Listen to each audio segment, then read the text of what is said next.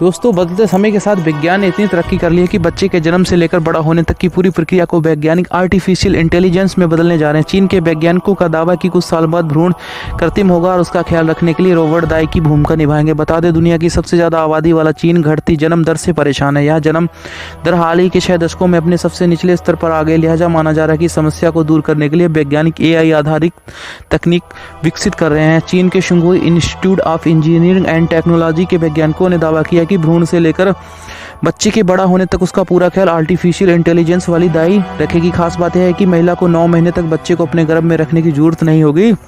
इस तरह उसे गर्भ के दौरान होने वाली समस्याओं से निजात मिल जाएगी।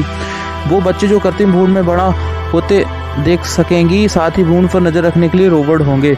चूहों पर भी इस तरह का वैज्ञानिक लोग शोध कर चुके हैं। वैज्ञानिक चूहों पर शोध कर रहे हैं। चूहों के कृत्रिम भ्रूण पर AI दाई नजर रख रही है और उन्हें विकसित होते देख रही है। रिसर्च के जर्नल ऑफ बायोमेडिकल इंजीनियरिंग ने हाल ही में प्रकाशित किया है कि साउथ चाइना मॉर्निंग पोस्ट ने निजी वैज्ञानिकों के हवाले से बताया कि यह तकनीक जीवन को विकास को समझने में मदद कर रही है। इसके अलावा इनके जरिए हम भविष्य में इंसानी भ्रूण को विकास को और नई नज़दीक से देख पाएंगे, जन्म संबंधी दिक्कतों को दूर कर पाएंगे, साथ ही प्रजनन संबंधी सेहत का भी ख्याल रख पाएंगे। हर गतिविधि पर यह नज़र रखते हैं। रिपोर्ट के अनुसार AI दाई और कृत्रिम भ्रूण की तकनीक इस तरह से विकसित की गई है कि जिसमें हर तरह की गतिविधि को पूरी तरह से नियंत्रित माहौल में देखा जा सके। इससे शरीर में आने वाले बदलाव और विकास के पैटर्न को समझा जा सकता है। वैज्ञानिक विट्रो कल्चर सिस्टम की मदद से इन भ्रूण को तैयार कर रहे हैं, जिसकी निगरानी के लिए AI नानी को तैनात किया गया। डॉक्टरों को अलर्ट करती है AI नानी के भ्रूण विकास, सेहत आदि पर नजर रखती है। जरूरत पड़ने पर डॉक्टरों और वैज्ञानिकों को अलर्ट करती है। वैज्ञानिक ने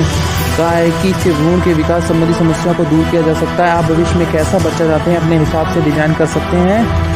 जरूरी चीज़ें जोड़ सकते हैं, बेकार हटा सकते हैं। हालांकि कई देशों ने कृत्रिम भ्रूण बनाने के लिए प्रक्रिया का विरोध भी किया है। विरोध करने वाले कहते हैं कि नैतिक तौर पर सही नहीं है, लेकिन एक ऑटोमेटेड सिस्टम इस लायक होता है कि वह एक साथ कई भ्रूण पर निगरानी रख सके।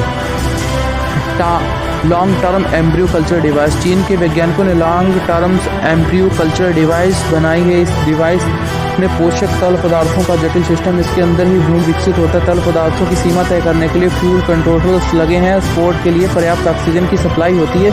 इस डिवाइस में एक ऑप्टिकल डिवाइस भी जो भ्रूण को मैग्नीफाई करके दिखा देता है ताकि उसके शरीर में विकास पर बारीकी से नजर आ सके जा रखे। या ऑप्टिकल डिवाइस AI दाई को सूचनाएं देती है, उसके हिसाब से दाई भ्रूण का ख्याल रखने का काम करती है। अंतर्राष्ट्रीय कानून इसकी इजाज़त नहीं देते। रिपोर्ट में बताया गया है कि चूहों के कृत्रिम भ्रूण पर किया जा रहा, लिहाजा यह जरूरी नहीं कि इंसानों पर भी उसी तरह से लागू होगा जैसे चूहों पर हो रहा है। भले ही भविष्य में इंसानों को भ्रूण की निगरानी रोबोट करें, लेकिन फिलहाल अंतर्राष्ट्रीय कानून ऐसे प्रयोगों पर सहमति नहीं जताते हैं। इंसानों पर ऐसे प्रयोग प्रतिबंधित संभव है कि हम जानवरों के भ्रूण की निगरानी पर काम AI दाई को किया जाए, पर उसके परिणाम पर आधार पर इंसानों पर यह प्रयोग ना किया जाए।